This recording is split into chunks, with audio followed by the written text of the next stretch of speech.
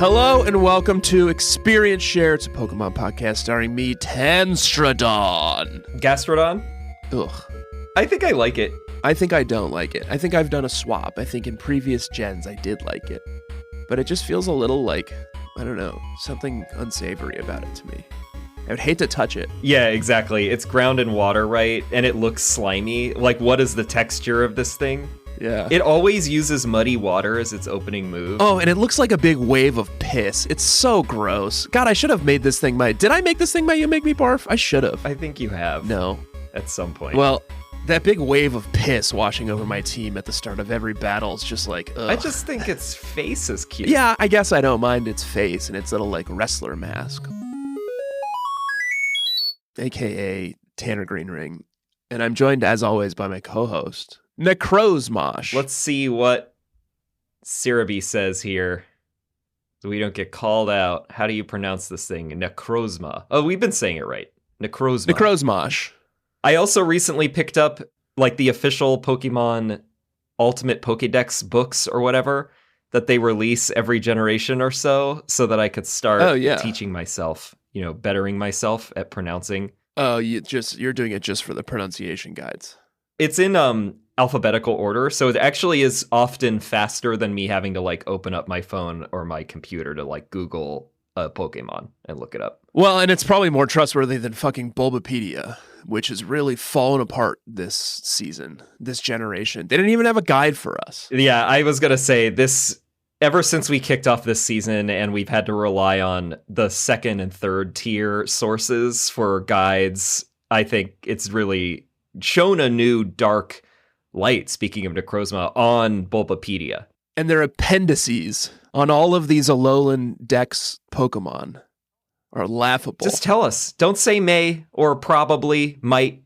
How about you just make a decision? Yeah, and also get things right. It's not a coconut crab. Wikipedia, its more buttoned up cousin, doesn't say maybe it's this.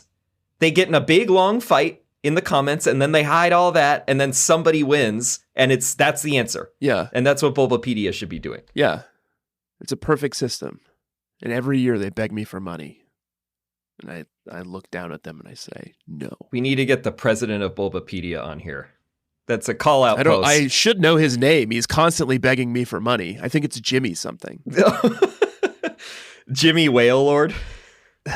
Oh, you said Bulbapedia, not Wikipedia. We should have Jimmy Whales on, too. Yeah. Well, but my joke was pretty good. Your joke was great. I'm sorry I didn't give it space. Yeah, thank you. Sorry, everyone. I thought we were ripping. The CEO of Bulbapedia is Jimmy Whale Lord. Come on. Really good joke. Thank you. I liked it. I just wanted to give it space there. Joshua, this is Experience Share. It's Pokemon Podcast. Oh, yeah, I'm Josh Fjellstad. You're Josh Fjellstad.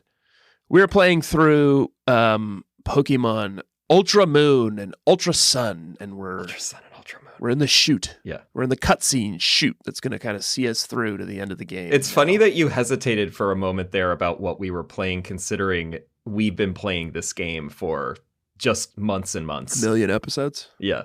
Yeah. We're still figuring out the new calculus of, like, not necessarily being gym by gym every week, but maybe this was a tough one. We overcorrected a couple of times during this season. Well, once again, I point my finger at Bulbapedia and their lack of resources for us, because this, like, let's play Ultra Moon guide is a little up and down. Yeah, from the fandom.com. Yeah. Yeah. They'll make big sections look small and small sections look big, but I think that's just because they're, like, describing a lot of cutscenes. Aether Paradise has its own entire section, and so you think, oh, that must be really long. That's going to take forever. And then that was basically, you walk in and then you just fight, like, a couple of dweebs, and then you have a cutscene, and that's it. I accidentally sent us on a Tolkien-esque journey this week, Joshua. Yeah. We did, like, a land survey. We really should have put the altar and the Son of Moon, the summoning ceremony. Should have been its own Should have been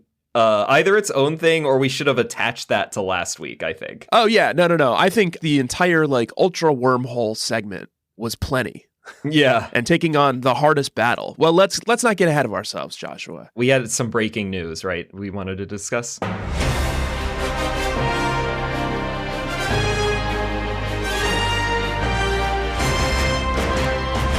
We're not a Pokemon news podcast by any means. If you want that, you can go to any of the other Pokemon podcasts that are not Pokemon role-playing podcasts. Right, it's pretty much all of them. But we have something to say, and I think it's time that we sort of like interrupt the kind of national conversation. I know everyone's been waiting for our opinion on this. They know that we won't be playing Scarlet and Violet for untold amount of time, but we keep getting asked questions about and spoiling us on the Pokemon that are in the game. Yeah. It's like a Buzzswole situation, you know? Yeah. My like primitive brain can't handle the things you're sending me from the far future, including what is this thing called? Gabagool? What is it? Gimmighoul? Gimmighoul. It's certainly not Gimmighoul. Gimmighoul. We've been baited on Twitter by the bug catchers to weigh in on Gimmighoul. Absolutely terrible name. As though we would have any idea what it is. Think of the evolution that's happened over the last like 3 gens. And all the new Pokemon who have been introduced, the new like rule sets, and you're just throwing Gimmighoul at us. I don't know. I feel like an ape. Hammering away at the monolith. Exactly. You know? We're just a couple of primates here. We don't know what the hell's going on barely in the games that we're already meandering through, and then you throw us something generations ahead of where we are, and then ask us to weigh in. But with all those disclaimers out of the way, let's weigh in on this thing. I think it sucks. So it's golden, and there's no pronunciation guide yet for this. So yeah, the pre-evolved form is Gimmighoul, and I guess you have to go around the region, and you have to collect coins, and then eventually it turns into a treasure chest, and then eventually it turns into as Tanner described, a string cheese looking thing. Yeah. String cheese incident here. And it's called Gholdengo. Gholdengo. That sounds kind of maybe fine. I think in order, Gimmighoul is okay. Sure. I think Gimmighoul chest form, where the little guy is in a big treasure chest, is great. If the treasure chest is something that it finds, kind of like a hermit crab, I like it. If it's part of its body, I don't like it. That's absolutely what's happening here, Joshua. And I hate to say that to you, but I think the chest is a treasure chest that's been haunted by this little voodoo doll. And the little voodoo doll becomes like a little parasite who lives inside the chest. I think it's a possesses the treasure chest, which is fine. Mutual relationship, yes. I think it goes out and collects coins and brings it back to the treasure chest, all in service of turning itself into Gholdengo, which wrecks the entire line and completely invalidates Gimmighoul. Yeah. If Gimmighoul is cool or interesting or cute or nice or funny in any way, it's 100% invalidated by Gholdengo, who's fucking awful. Inexplicably becomes like fully humanoid, and then it like has like the chest on its belt. It has a belt. I don't like it because it reads that in the descriptions that it flings the coins at Pokemon and people, and I don't like that because the coins are now just part of its body. Previously, it's inhabiting and possessing them. I like Dhelmise. I've learned that Dhelmise is the algae, and then that is possessing and controlling the anchor and the steering wheel, so that's cool. But I don't like it when it's now just the coins. There's someone who I suspect is a huge deal in the world of Pokemon. And I'm going to treat them with reverence, and it seems like someone who's nice and good. Okay. And they're called Wolfie. And they're the ones who originally made the comparison between Gholdengo and String Cheese Mascot. Oh, all right. Yeah, that's funny. It is literally that. It does look like that. And it sucks. But here's the thing, and you and I were arguing. We had to rush to record because we were arguing about Gholdengo before we were recording. Because you and I both don't like it, but we don't like it for the opposite reasons. Right. Because I think it looks terrible, but I think the coin stuff is like fun and interesting. And you think it looks great. You said you love the way it looks. I would hate the coin stuff. I would not go that far. Okay, well, too bad we weren't recording. I think I'm more neutral on how it looks. I don't like when the body parts are being flung at things. Well, it's like Mr. Fantastic, you know? That doesn't help me. It's like... So anyway... It's like in Majora's Mask, That one big boss whose hands are like chopped off from its body, and it's like hands just clobber you. Bongo Bongo. Yeah. Oh wait, Bongo Bongo is Ocarina of Time. Is that what you're talking about? Yeah. At the like death temple. Shadow Temple. I don't like Bongo that's Bongo disembodied either. Body parts. You probably think Bongo Bongo's cool. I don't like that either. That boss sucks. I don't like fighting fucking or disembodied body parts. That's not fun to me. There's a lot of hand bosses. Do you remember the hand boss from Super Smash Brothers? Master Hand. Yeah. Is it in all of them? Yeah. To some extent. It's somehow part of it. I just remember it from the N64 version. Anyway, that's the breaking news. I guess we're coming down. That's the breaking news. Here's our assessment. Boo. Overall, we both think barf. Yeah. Yeah, barf. Gimme Ghoul fine, Gholdengo barf. Neither sweetie. And it makes me weep. Maybe this is unfair, but I'm going to say it anyway. It makes me weep for the slow decline of Pokemon if this is what I have to look forward to. They gave Gholdengo number 1000. That's the 1000th Pokemon. That thing. Come on. Even if you like it, don't you think that could have been better for a slot 1000? All right. That's it.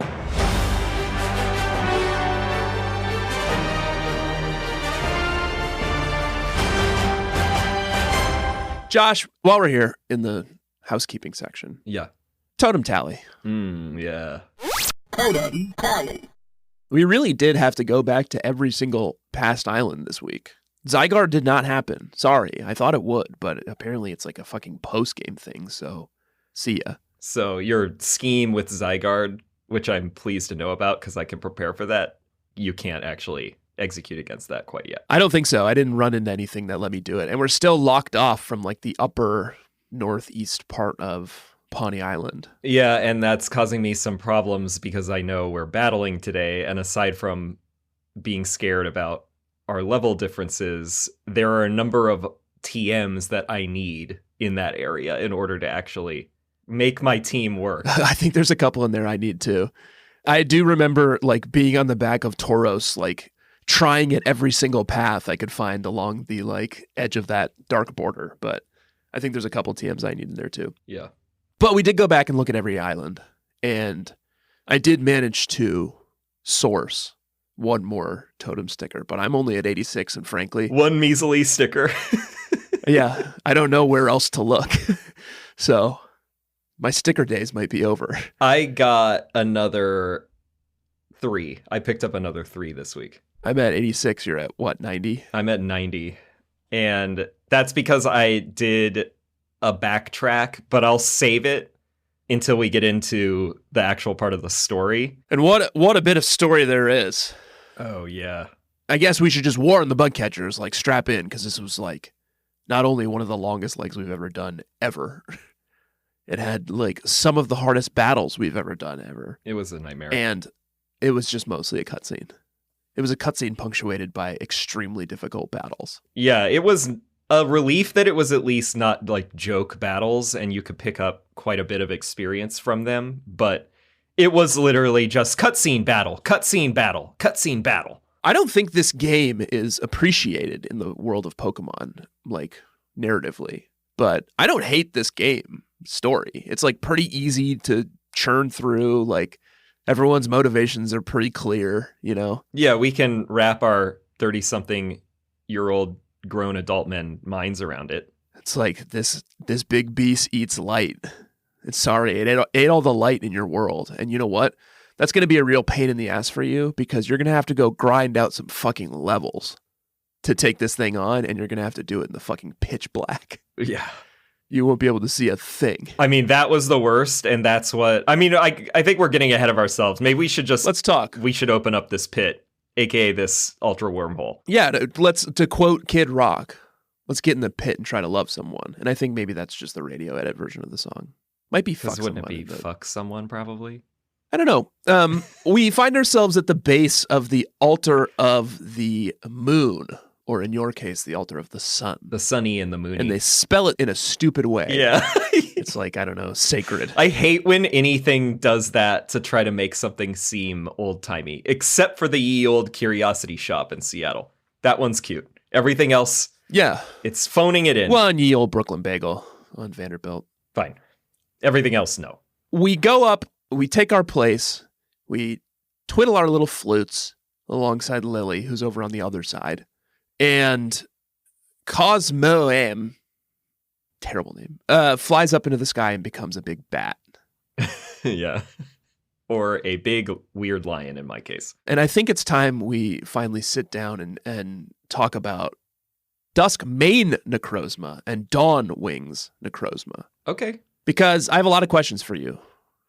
Chief among them, a question that sort of splits the timeline, so you'll have to bear with me here, but is it a bad guy? Dawn Wings Necrozma. And is it a chill guy? Dusk main Necrozma.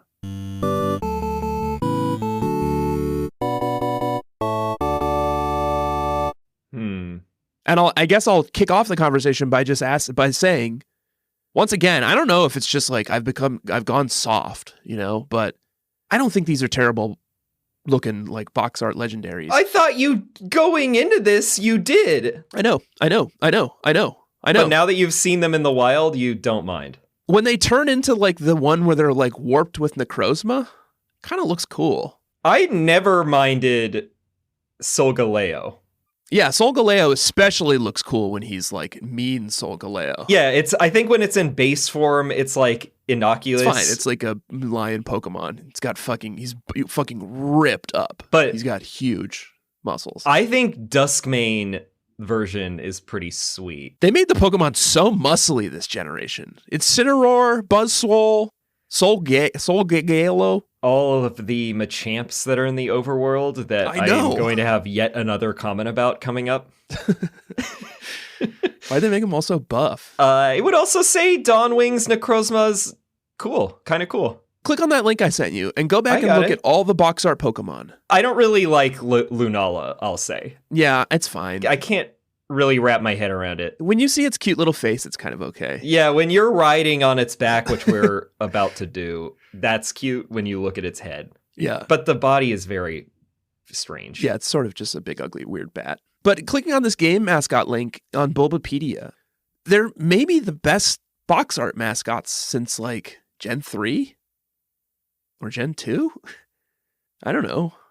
Certainly better than Dialga, Palkia, and Giratina. Yeah. Certainly better than Reshiram and Zekrom. Oh, I mean, I think they're certainly better than Xerneas and Yveltal. Yeah, I think I would probably, a gut reaction is at least Gen 3 best looking. I'll say this. I think Solgaleo and Lunala are both in their basic forms. Both chill guys. Especially when you see Lunala's little funny face. Yeah, well, you can't say that a lion is a bad guy. They're like famously the symbol of like liberty and like freedom and shit. Famously a stand-in for Jesus Christ if you're C.S. Lewis. But Dusk Mane and Dawn Wings, both definitely bad guys. Yeah, I don't think there's any way around that. They like put on like bomber jet armor. They're cool, but they're bad guys. Okay, well, great. Two sides of the same coin, chill and bad. I summoned mine, and it opened up a wormhole for me. And shortly thereafter, Necrozma popped out of the wormhole and bound itself to Solgaleo in your case, and Lunala in mine. Yeah, that's right. And fled into the Ultra Wormhole. So we have to give chase. Well, we battle it first, and then it leaps in. Yeah, we battle it first, and you try to throw a ball at it. And it's like, you can't catch this thing. It's like, why the fuck not? It's a Pokemon, isn't it? This battle was actually fine. I didn't struggle here. Yeah, I don't think I did either. It's level 50, Duskmane or Dawn Wings. And then it hops into the wormhole after that, after you've defeated it. And our only choice is to finally initiate a conversation with the Ultra Recon Squad. We've been resisting it this entire game. Let's get real. They've been pestering us, but we have been mostly avoiding them. Yeah, they're finally telling us the goddamn truth. Yeah. Even though we absolutely crushed them in every battle that we ever had with the Ultra Recon Squad and their one little lousy Poiple, they only after defeating Necrozma in this instance do they recognize our capability, and so now they're willing to let us use their warp tech to ride on their ultra beasts and then reach the world where Necrozma is gone, aka Megalopolis. Yeah, and they give us Poiple. Well, not yet. Oh, it's not yet. No, we had to beat it Ultra doesn't version. really matter. It doesn't matter because I don't think I'm going to run Poiple on my team. No, but I took it. I took it, sure. I'm certainly not going to have it on Parrothead's team. I could have it on my team, but I won't. It's poison type, right? Yeah, and it becomes a very phallic Naga Nadal or whatever. Oh yeah, I think it's an anti-vax Pokemon. It makes you afraid of needles.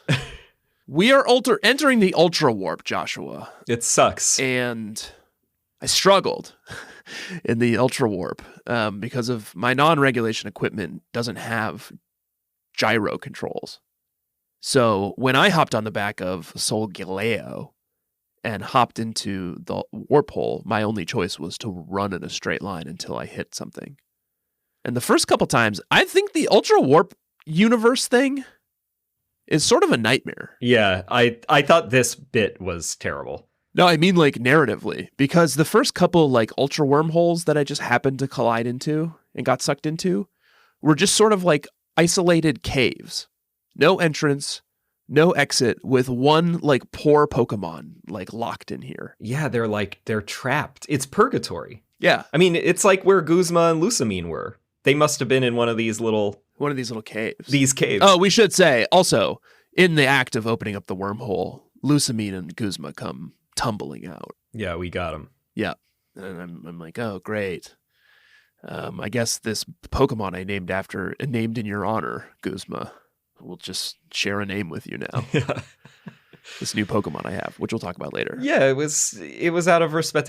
But eventually I did manage to like worm my way through the Ultra Wormhole. That's how many times did you have to do it if you have to go in a straight line and then you have to you specifically have to go into the white wormhole to get to Ultra Megalopolis? I think like 4. I think eventually it just ports you into there because it realizes when you go back into the Ultra Wormhole later, you have the option to change to Circle Pad. Yeah. To control your guy. But it must figure like, oh, some kids can't figure out the gyro control. So it eventually just shoots you into the right port. Some kids and adults, because I'll say even on regulation equipment, absolutely non-functional.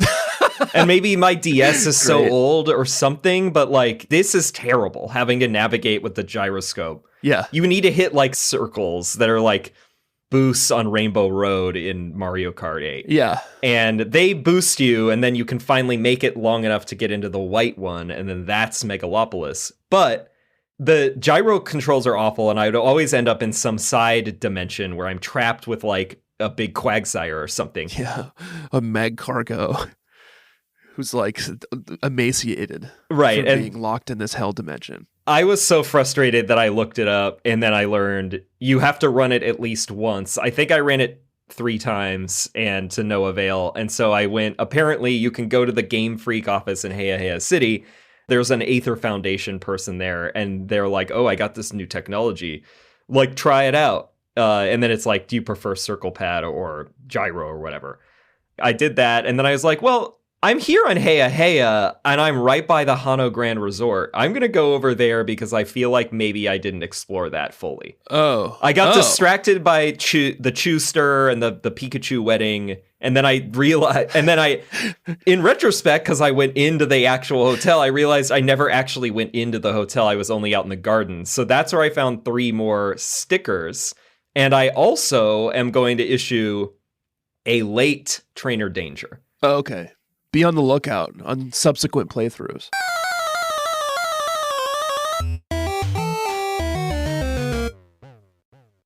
I saw a very disturbing scene within the lobby of the Hano Grand Resort where there's 2 golfer girlies, you know, the golfer trainer. Yeah. Been hanging out in parking lots a lot. Yeah, and this time they're hanging out with their golf clubs in the lobby, and they're both regarding a Machamp that's there. Uh-huh. There's one girly on one side and then the other on the other side of the Machamp, and they're both like, oh, look at its glistening huge muscles. Like, Gross. Oh, Joshua. I bet this thing would be able to haul our golf clubs around all day. And it's like very strange and sultry. Strange thing. And then it says, the Machamp seems uncomfortable. Yeah, I seem uncomfortable. And then you get a dialogue option to intervene or like let it go on. And like Parrothead was like, sexual harassment is not chill. Oh, you stepped in. So he gets involved. Yeah. It's like an episode of that show. Like, what would you do? Is that what it was called?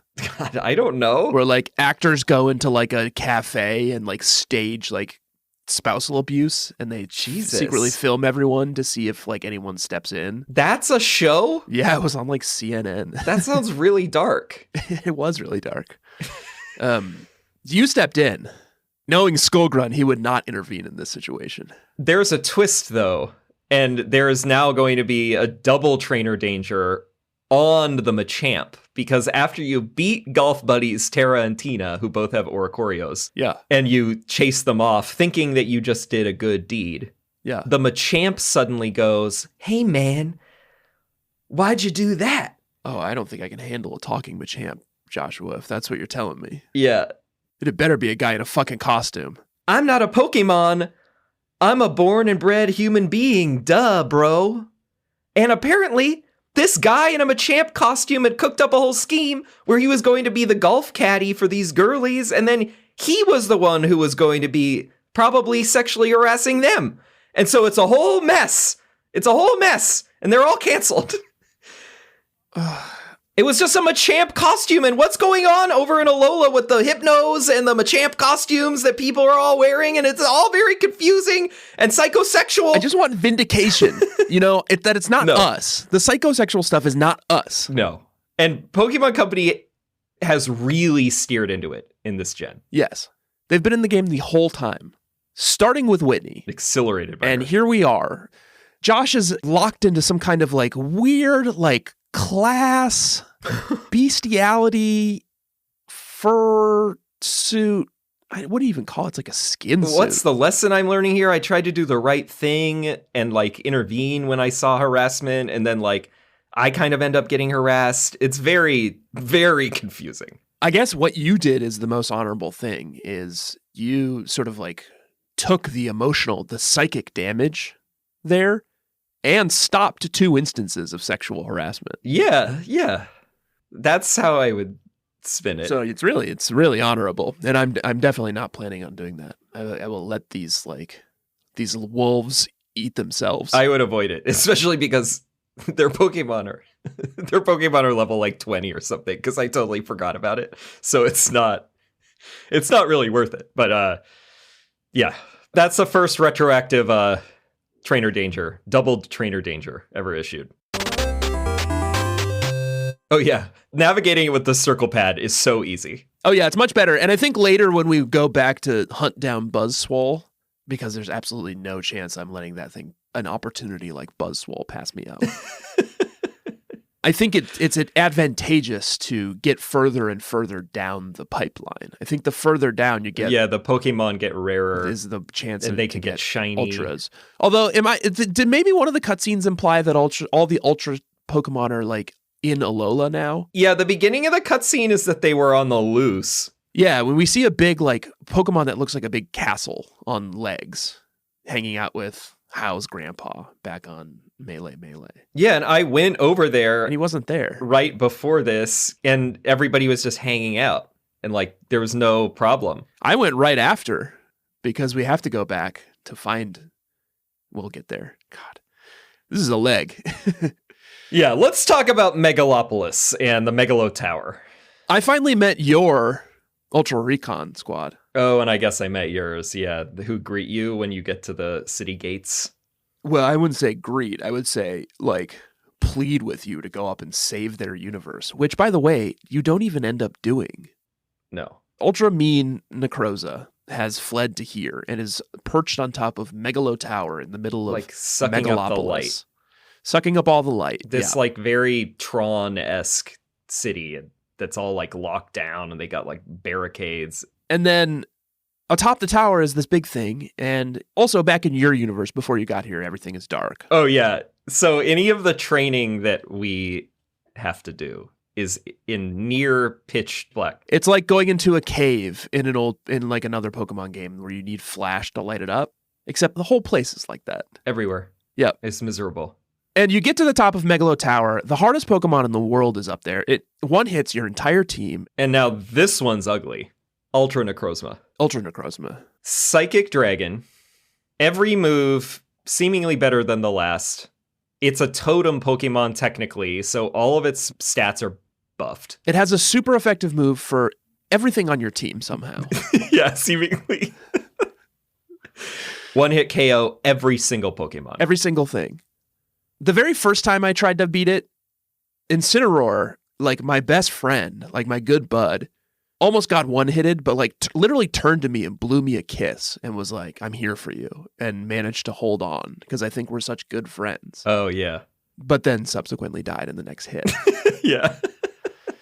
I had to leave. I had to go back down to your guys. They're like, did you do it? Did you save our universe? I was like, no, I have to take Solgaleo back to my universe and grind out some levels in Vast Pawnee Canyon for a while first.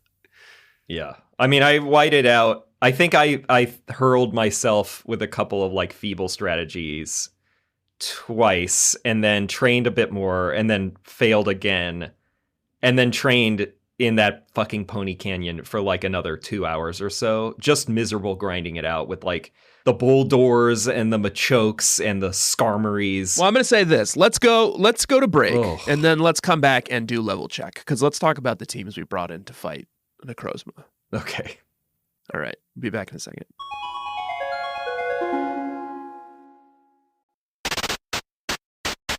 Here we are. We finally leveled up our Pokemon. We're finally ready to take on Ultra Necrozma.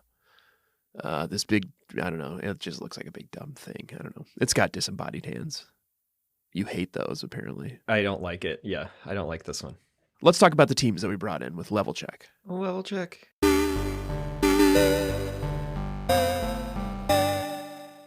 These are my levels at the end of this whole leg. I'm looking at this team and these levels, and I have absolutely no idea how you beat Necrozma. Or, honestly, how you beat Hapu. I mean, there was no leader, I think, that I didn't have at least one fainted Pokemon on this whole thing. But pretty tough. The leveling in Pony Canyon was so miserable that I had to just think and like figure out a way of like, I had to cheese Necrozma, like a scum strategy, because I was like, I just can't live like this. It's not Mayor Cheat. It was all like legit, but it's Mayor Cheese.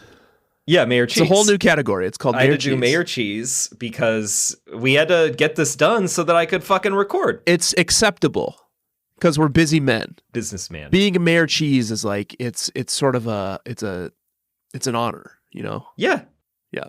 Sometimes you just have to do it. So I think all of them were 2 to 3 levels below what they are, with the exception of what I'm about to tell you. With the exception of Alolan Ninetales and Delmise, they were like level 40, still 40s or something. And I actually just brought back Snorlax and Toucannon for the Necrozma battle because they were still higher levels at the time than Ninetales and Delmise. And I was like, I'm going to have to fling anything at it. And I knew that Snorlax could live through at least one hit because it did in one of my other tries. So I brought them back in. Should I just say what the Mayor Cheese strategy was? Yeah, of course. That's where we're at. Okay, so after I had done some amount of leveling, what I remembered was you said that Dancer in the Pony Wilds with the 4 Oricorios, if you'd beaten all of the other trainers there, would give you a focus sash after you beat her. And I never did. Oh. So what I did was I went and finally thrashed her, took the focus sash. Then I taught Raichu Thunder Wave over Psychic because Psychic was useless in this battle and I have that TM too. Oh, smart. Then I went into the battle with Alolan Raichu up top. I took a hit, whatever it's like, Photon Beam. Oh god, that Photon thing. Like, Photon Geyser or whatever, like Dragon Pulse. I think it was probably Dragon Pulse is what it used on every Raichu. time I put, inevitably I would have to throw Salazzle into the battle, and every time it was just like, it just like shot a Photon Beam at it and killed it in one hit. Yeah. Like Salazzle was just like cannon fodder. Completely useless in this battle. Yeah, so it used Dragon Pulse, and then Focus Sash activated. Raichu survived with 1 hit point. I burned the Focus Sash, worth it at this point. Yeah. Then I used Thunder Wave and I paralyze it because I knew it's so fast it was faster than anything. I tested all of that on the previous rounds. I got lucky. Necrozma actually was paralyzed on the next turn, so it couldn't use anything. So then Raichu manages to get in a stoked Shock Surfer or whatever it is, the mega move. Oh, yeah. And then Raichu goes down, Jimmy Buffett sacrifices himself gloriously for the greater good of the Parrothead. So then I've done a quarter, a third of damage, and then I just bring in Fruitcakes, the Noivern, and then I use Draco Meteor on it. And then it's out. You were close to cutting that thing last week. Yeah, well, now I got a second win. And now it's your savior. So I actually took out Necrozma in 3 turns on my final battle, but only because I cheesed it, and I got lucky where it actually got paralyzed. And Draco Meteor is super effective, 150, plus damage. So then it was fine. And I was like, oh, okay. I had to mayor cheese, but I got the job done. Yeah, I just went out and fucking ground up my levels. I couldn't live like that. So I mean, that's going to serve you well when we battle and for the future, but I couldn't do it anymore. So Alolan Raichu by the end of this is level 64. Respectable. And then Coconut Passimian's level 61. Fruitcakes Noivern's level 62. Joe Merchant Talonflame is level 64. Also got a fair amount of use out of that this week. Banana Wind Alolan Ninetales is 57, and Drifter Delmise is 55. I just could not... I mean, they were so far below. Yeah, that's tough. I couldn't close the gap. I don't know how... You're going to find somewhere... You've been closing the gap, except with your unregulated hardware as part of it. Oh, yeah. I do grind out my levels at 4x speed. I hope Mount Lana Keela or Laka Keela or whatever it is before the Elite Four fight in this next leg. We'll actually have some good Mon to train against, because this was a miserable grinding situation. I hope so too. But how did Skull Grunt do it? Yeah. I did it with a new Pokemon on my team, which I'll just introduce now. Her name is Guzma, and she's a Golisopod. Oh. I've been trying to catch, hatch, and train this Pokemon for several weeks, and I finally did it. You've been threatening that since episode 2 or something. Wimpod is really hard to catch. It only comes out in a few spots, and it's an ambush Pokemon. So the only place I could reliably find it was the Peak Dividing Tunnel, and that's only when, in the off chance that it wasn't, some other Pokemon that drops down from the ceiling. Golbat, I think. I see. Wow. So I caught it, but then I had to get a move on it. So then I had to go and catch a Pineco and train it up, and then put Pineco and Golisopod in a nursery so that I could learn a certain move onto my Golisopod. Wow, you never do that. I know, but I did it this time. You must have really wanted this move. It's one of my favorite moves. Yeah. I bet I know what it is. I bet it's some kind of an arena effect. So then that's Guzma, my Golisopod, level 66. Jesus. And then hopping back, Jesse, my Totem Salazzle, level 63. Fine. James, my Totem Mimikyu, level 67, who was Ouch. crucial in this Ultra Necrozma fight, both because of Decoy. Shadow Claw or whatever. It does know Shadow Claw, but it was play rough, took a lot of damage off. So by the end of this training, Mimikyu, if not other Pokemon, could withstand hits from Necrozma on their own? Could barely, yeah. I mean, it's easily the hardest Pokemon I've ever fought in this. Persian on its own. Oh, sorry. I also, let's keep going. I have Colress, Vikavolt, level 64. Giovanni Incineroar, level 66, who could also withstand a hit. And then back on the team, having finally replaced Lopunny, I searched high and low, Joshua, for a more palatable Pokemon to replace Lopunny. Uh-huh. But at the end of the day, I think this is the best choice for my team. Welcome back, Getsus, Alolan Persian. Wow, interesting. Level 64. Good potential match for Incineroar if they're romantically compatible. Sexually? Romantically? What do you mean? Yeah, romantically, sexually. I don't know. I mean, they're both cats. She's sort of like... dark type cats. She is a more traditional, cat shape and stance, but I don't think he's turned off to that. Yeah. I'm not. I'm just saying, could work. These are the teams we brought into Ultra Necrozma. Those are the cheesy tactics, Mayor Cheese tactics we had to use to get there. We finally beat this thing.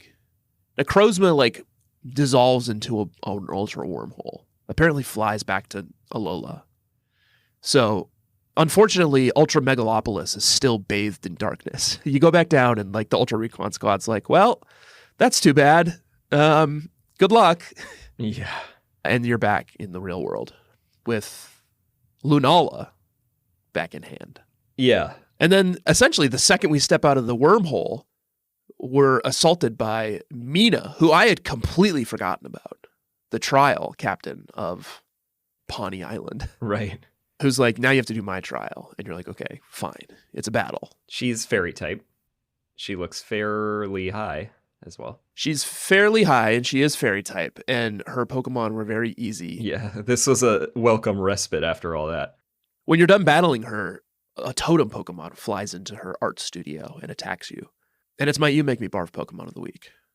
And it's Totem Rabombi. Which is such a joke that even Mina makes fun of it. What does she say? It's not really what she says, it's how she says it.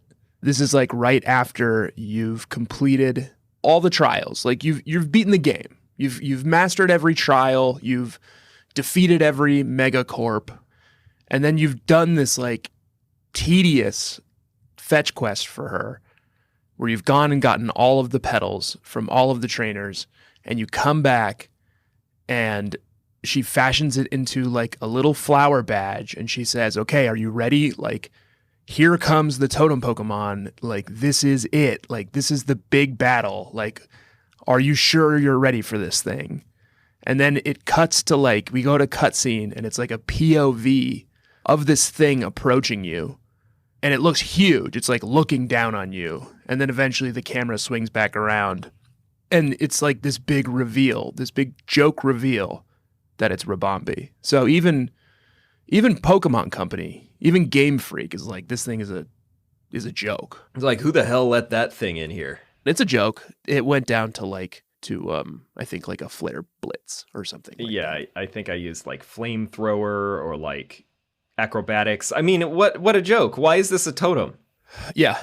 And then it's also like, good luck. Hey, good luck chasing that 100 totem tally stickers, buddy, because that's what's waiting for us, is that big dumb thing. Whatever. It's harmless. It's harmless. How about this? It's harmless. It's a little like cute, like Beanie Baby Bumblebee, but it's a terrible Pokemon. It's too easy. It's too easy. It's just a bee.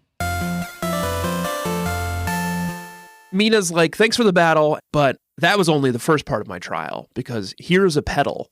Yeah. The Rabombi part happens after you do her trial, because you have to go collect these 7 petals from all across the Alola region, given to you by each of the trial captains you've faced on your journey. The fetchiest-fetched quest. Yeah. Although I'm not going to complain about the EXP you get from all these battles. Yeah, some slightly tough battles, although I think I had an answer for almost everyone at this point. And then a couple of trial captains, including the much maligned Sophocles, don't even bother battling you. They're just like, here's your fucking petal. Get out of my face. No Sophocles you battle. No, not me.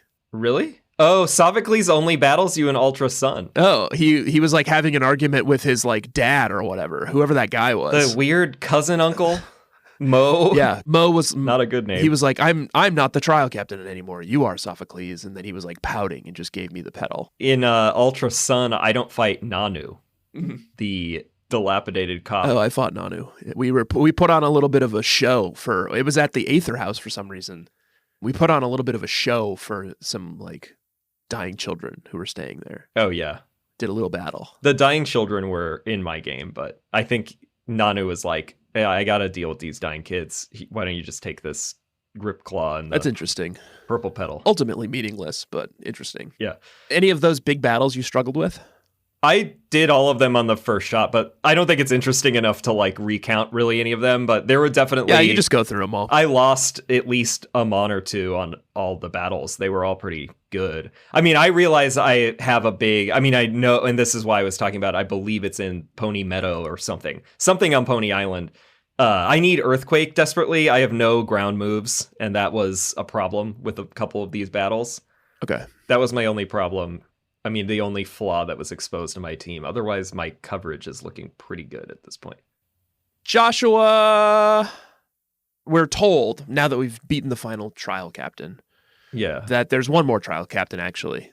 A newly minted trial captain called Hapu out on Executor Island. Yes. Here's a question, Josh. Is that a chill guy?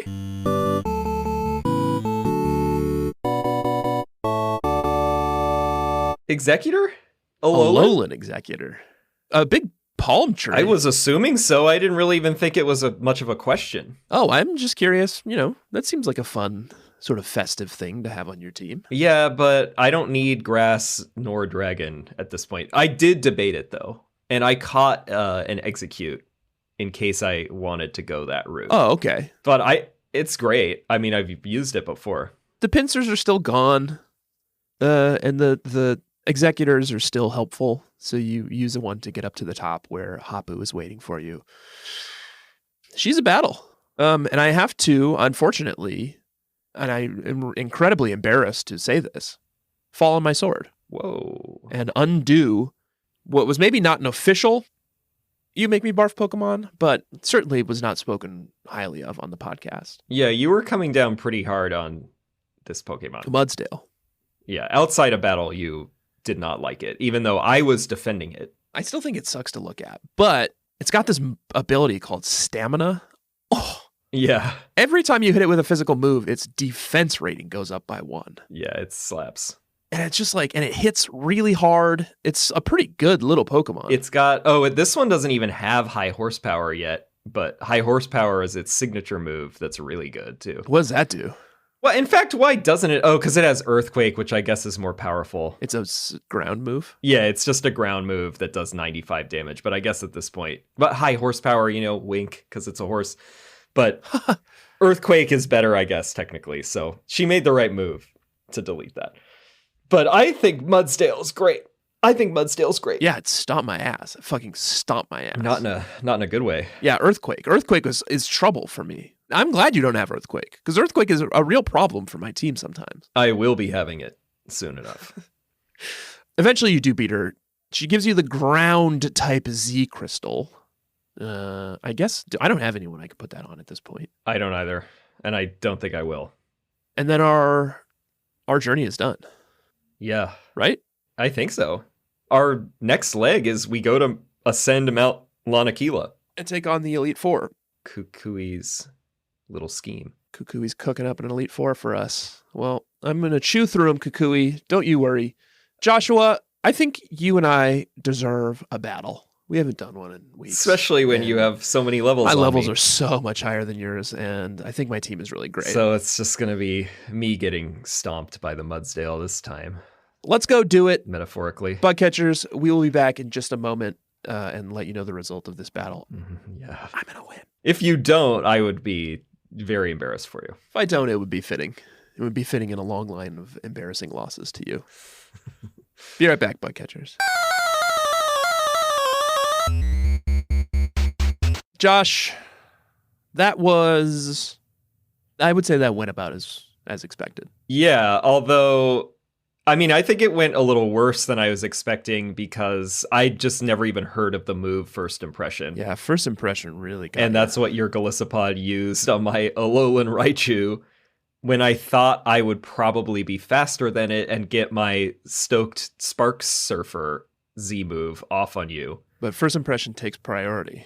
Yeah, and it was a one-hit KO, and then... I've never heard of this fucking move, so how was I supposed to know that? Well, study the playbook next time. It's a signature move. I didn't know you were going to have Golisopod this week, and it's a bug move, so that was Curtains, and that was my most powerful Pokemon. I was trying to set up some nasty plots on a Persian Alolan, and you took care of that pretty handily. I don't even remember what you did. Oh, close combat. Yeah, my Passimian took out your Persian in one hit. Even though Persian has incredible defense stats, and fur coat, which is supposed to have physical damage to it.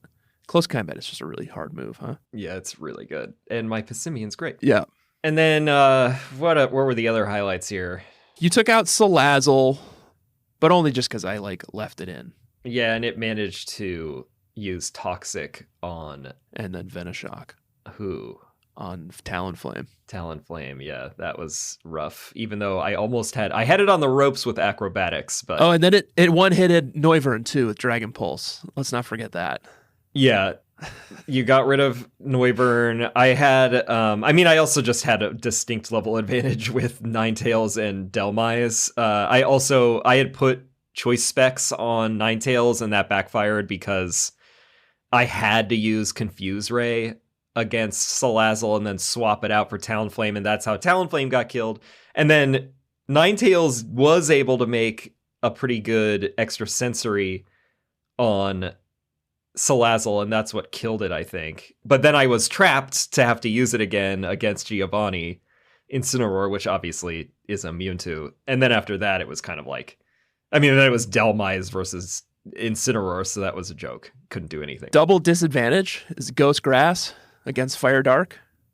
No, but Ghost is not very effective, and then both of them are not very effective against you, and you have super effective moves. So it was curtains from the beginning. I think I will have a good matchup against you once I have my levels I hope so. straight and I have my moves. I hope so, because this is the team, unless Buzzswole decides to try to find his way onto the team. I think you're looking at it. Alolan Raichu and Noivern are disadvantaged against you, but I will certainly not. I will only double down on Alolan Raichu. But this Noivern is now useful in game, but all right, versus you, not useful. So I might think about it still. Let's do it for next week, and let's set a level cap. What do you want to say? 70? I would prefer to just say we should just level them out in Showdown, because if it's level cap, I'm guarantee you fine. I will never Fine. make it to 70 with all these Pokemon. Fine. Let's do that. I just don't have time. We'll do that. I think we could do it both ways, where we just do whatever our levels are at and then cap them and see how it goes. But I will do my dangdest to raise the levels. It's just I'm going to Long Island this weekend, man. I'm taking a trip. I'm not going to be able to grind it out. Well, enjoy your vacation. I'm sick, so I'll be at home in bed. Joshua, that's it. I beat you. I am the king of Pokemon. For now. And I'm ready to go. Bugcatchers, Joshua, thank you for joining me. And thank you for joining us on this show. If you like the show, please leave a review on Apple Podcasts, or you can follow the show on whatever podcatcher has following as a mechanic. Mm-hmm. That's where you listen to podcasts. That's what they're called. And you can follow us on Twitter and Instagram, which also have following mechanics, at EXPSharePod. And you can, I think Reddit is still subscribed to our community, our subreddit. Oh, yeah. What a community it is. Reddit.com/r/bugcatchers, where soon a new trainer of the season will be announced, because we have 3 episodes left here, and we will eminently be battling the winner of last season's level check and trainer of the season, now that we are going into the end of this one. Yeah. That's how long it takes us to figure it out. We're going to do that. And I guess maybe we'll just make that part of Chasing Waterfalls from here on out. Yeah, where we do all of our final housekeeping. And then you can also check out our merch at expsharepod.com. Next week, we have the Elite Four, or like the Pokemon League, or whatever it's called here. See you on Mount Lanakila. And then we'll be back with Chasing Waterfalls. I think we're going to have a couple of guests lined up for those ones. So yeah, we're working on be it. excited for those. It's a two-parter. Chasing Waterfalls, it looks like. It's a big game. Yeah. Big waterfall to chase. And apparently a whole new bad guy squad that we're going to be introduced to. Oh my god. There was a little business with Guzma this week. We rescued him. He thanked us, but then he sort of like stalked off in sort of a menacing way. He was kind of snivelly about it. Yeah. So we'll see. Joshua, Bugcatchers, alola. Alola. And smell you later.